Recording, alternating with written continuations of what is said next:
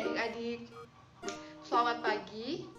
Assalamualaikum warahmatullahi wabarakatuh. Bagaimana kabar kalian? Sehat bukan? Bagaimana belajar di rumahnya? Terus semangat ya. Nah, sebelum kita memulai pembelajaran pada pagi hari ini, Ibu akan memperkenalkan diri terlebih dahulu. Nama Ibu Ananda Febrina Damayanti dari Fakultas Keguruan dan Ilmu Pendidikan Universitas Jember dari Prodi Pendidikan Bahasa dan Sastra Indonesia. Nah, selama beberapa menit ke depan, Ibu yang akan menemani pembelajaran bahasa Indonesia kalian mengenai materi bagaimana cara mengidentifikasi ciri-ciri dari teks prosedur dalam rangka memenuhi tugas mata kuliah KKPLP atau magang mengajar dari Universitas Jember. Nah, Ibu berharap kalian dapat berpartisipasi aktif dalam pembelajaran kali ini ya. Terus semangat!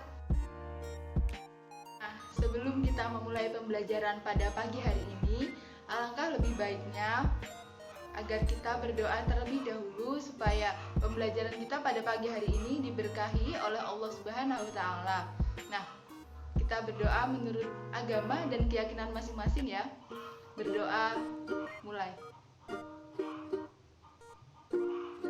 Berdoa dapat diakhiri. Nah, sebelum kita mempelajari materi mengenai bagaimana cara mengidentifikasi ciri-ciri teks prosedur, nah, Ibu mau tanya terlebih dahulu, apakah dari kalian tahu tujuan dari pembelajaran kita hari ini itu apa sih?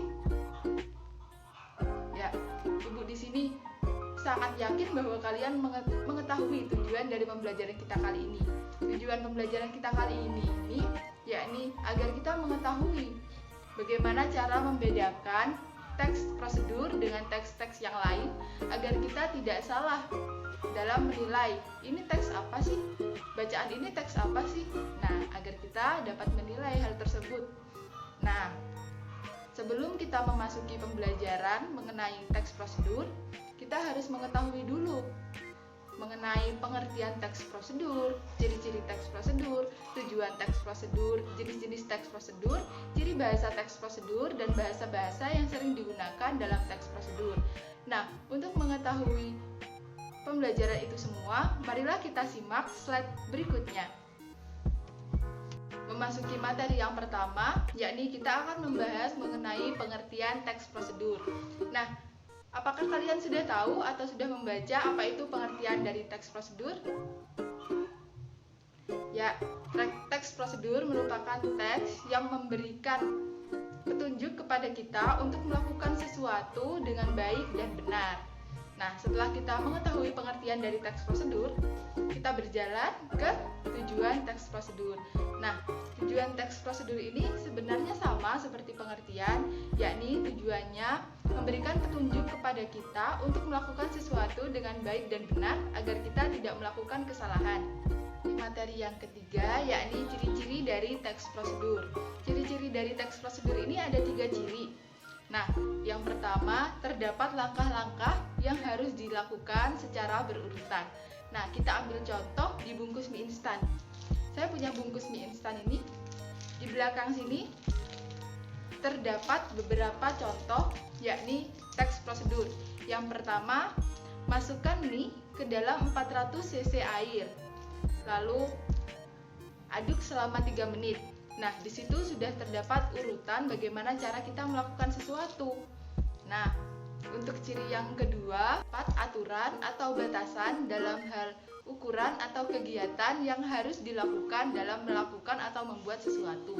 Nah, di sini contohnya kita ambil lagi dari bungkus mie instan, yakni masukkan mie ke dalam 400 cc air, lalu aduk selama 3 menit. Nah, di sini aturan dan batasannya itu yakni masukkan mie ke dalam 400 cc air. Nah, di situ ada batasan. Aturannya aduk selama 3 menit. Nah, itu merupakan contoh aturan dan batasan yang ada di bungkus mie instan. Sedangkan ciri yang ketiga yakni terdapat isi kegiatan yang dilakukan secara urut. Nah, kita ambil contoh di bungkus mie instan tadi, yakni caranya yang pertama, masukkan mie ke dalam 400 cc air mendidih dan aduk selama 3 menit. Nah, itu kegiatan yang pertama. Kegiatan yang kedua yang harus dilakukan yakni siapkan bumbu, minyak bumbu, dan bubuk cabai di mangkok sambil menunggu memasak. Nah, itu merupakan kegiatan yang harus dilakukan yang kedua. Nah, kegiatan yang ketiga, tuangkan mie beserta kuahnya ke dalam mangkok yang sudah berisi bumbu dan aduk sampai rata. Dan untuk langkah yang keempat, yakni taburkan bawang goreng dan mie sedap siap untuk disajikan. Nah, itu tadi contoh-contoh dari kegiatan yang harus dilakukan secara urut dari awal sampai akhir agar kita mendapatkan hasil yang maksimal. Nah, materi yang selanjutnya yakni kita akan membahas mengenai jenis-jenis teks prosedur. Jenis teks prosedur ini ada 3 jenis, yakni jenis yang pertama bagaimana cara menggunakan atau memainkan sesuatu, yang kedua cara membuat sesuatu, dan yang ketiga cara melakukan sesuatu. Nah, yang pertama cara menggunakan atau memainkan sesuatu. Nah, contohnya yakni bagaimana cara memainkan alat musik gitar atau bagaimana cara membuat layang-layang. Nah, itu contoh dari jenis teks prosedur yang pertama. Nah, yang kedua yakni bagaimana cara melakukan sesuatu. Bagaimana cara melakukan sesuatu, contohnya bagaimana cara kita membuat sate atau bagaimana cara kita membuat mie instan. Nah, yang selanjutnya bagaimana cara melakukan sebuah kegiatan. Bagaimana cara melakukan sebuah kegiatan? Contohnya misal, bagaimana cara melakukan burning, bagaimana cara melakukan editing video, atau bagaimana cara melakukan upload foto di Facebook atau di YouTube atau di Instagram.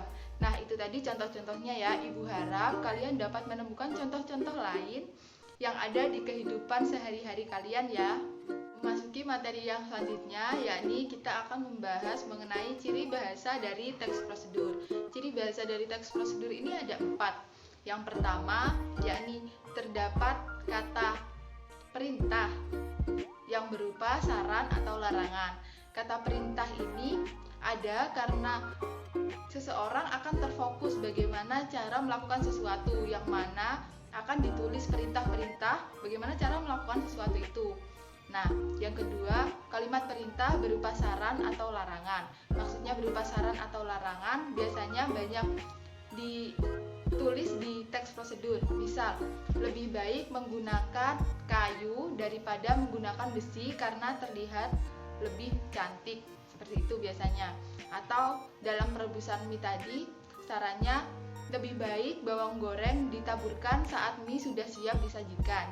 Nah, itu tadi contoh kalimat perintah atau larangan yang terdapat dalam teks prosedur. Selanjutnya, ciri bahasa yang ketiga yakni penggunaan kata dengan ukuran yang akurat. Contohnya di bungkus mie instan tadi.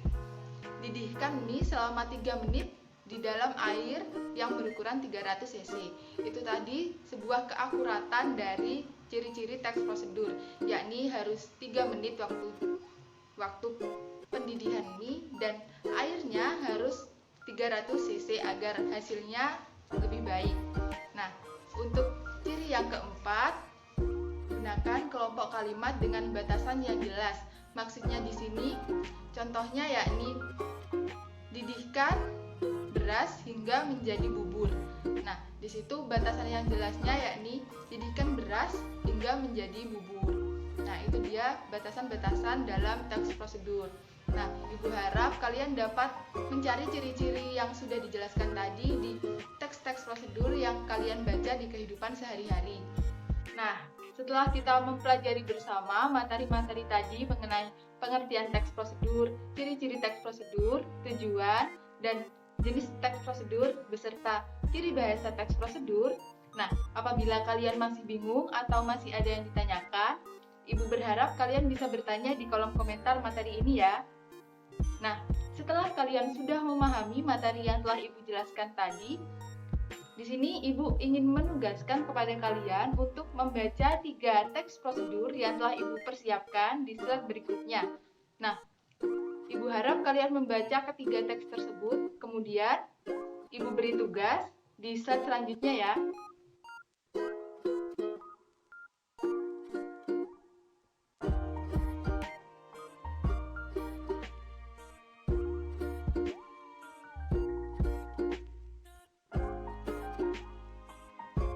Setelah kalian membaca dari ketiga contoh teks prosedur yang telah Ibu berikan tadi, Di sini ada 5 tugas yang Ibu berikan kepada kalian.